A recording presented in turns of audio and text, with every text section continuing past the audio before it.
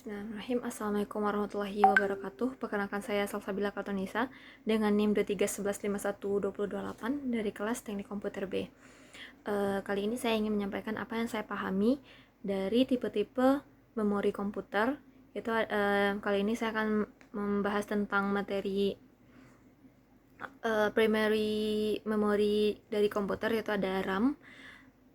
RAM sendiri itu singkatan dari Random Access Memory, yang mana dia tuh menyimpan memori-memori saat komputasi sedang dijalankan. Yang mana misalnya lagi menjalankan program VS Code, maka memori-memori yang dibutuhkan saat menjalankan komputasi agar program tersebut berjalan itu disimpan dalam Random Access Memory.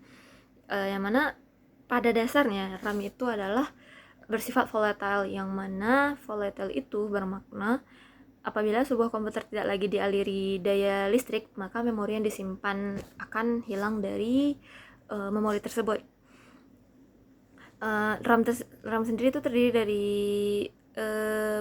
dua tipe, yang mana ada volatile dan ada juga non volatile RAM.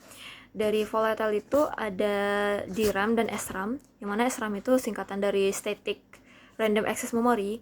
Yang SRAM ini dia itu terdiri dari transistor-transistor, sehingga dia itu tidak perlu di-refresh karena dia terdiri dari banyaknya transistor, sehingga aksesnya sangat cepat, menuliskan memori dan membaca memori sangat cepat, sehingga cocok digunakan untuk case yang case L1, L2, L3.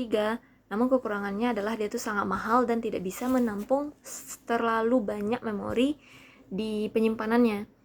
Makanya digunakan untuk cache-cache saja, yang berfungsi untuk apabila kita sudah mengakses sebuah proses komputasi, dan jika kita ingin menggunakannya lagi dalam waktu yang dekat, kita tidak perlu menunggu waktu yang lama.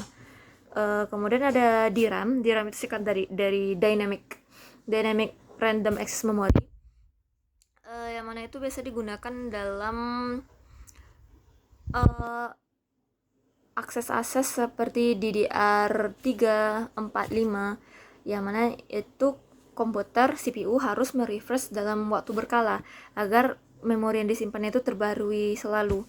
Maka dia disebut dynamic karena penyimpanannya itu dinamis, yang harus direfresh terus-menerus karena dia itu menggunakan kapasitor, bukan hanya terdiri dari transistor seperti di SRAM. Kemudian ada NVRAM. NVRAM itu adalah di bagian non-volatile-nya. NVRAM sendiri itu adalah singkatan dari non-volatile random access memory, yang masih menyimpan memori tersebut walaupun komputer tak lagi dialiri oleh daya listrik. Itu terdiri dari BRAM dan FRAM. BRAM itu sendiri singkatan dari Battery Random Access Memory, yang tetap bisa menyimpan memori-memori dengan menggunakan daya baterai.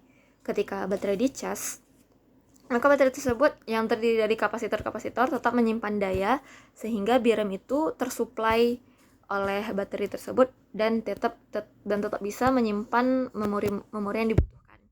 Itu biasanya digunakan oleh untuk menyimpan BIOS, sistem operasi, yang mana harus tersimpan permanen di dalam sebuah memori. Kemudian ada FRAM. FRAM itu adalah Ferroelectric Random Access Memory, yang mana kegunaannya itu sama seperti BRAM, yang tetap menyimpan secara permanen, ya secara non volatile. Namun di FRAM sendiri itu adalah menggunakan ferroelectric. Bahan-bahan ferroelectric yaitu bahan-bahan dari besi yang ada elektriknya, yang ada kutub-kutubnya, sehingga dia tetap teralir sebuah elektris yang bisa mensuplai daya ke FRAM dan menyimpan memori yang dibutuhkan. Namun di FRAM sendiri itu dia lebih mahal daripada BRAM karena dia bisa menampung memori lebih banyak daripada BRAM. Baik, segitu yang bisa saya sampaikan. Secara umum adalah RAM itu adalah menyimpan memori-memori yang akan diakses secara cepat ketika proses komputasi sedang berlangsung, dan kemudian apabila komputer sudah tidak digunakan lagi, dimatikan, maka dia akan tidak lagi menyimpan memori-memori yang tadi digunakan saat proses komputasi. Dan sekian dari saya. Wassalamualaikum warahmatullahi wabarakatuh.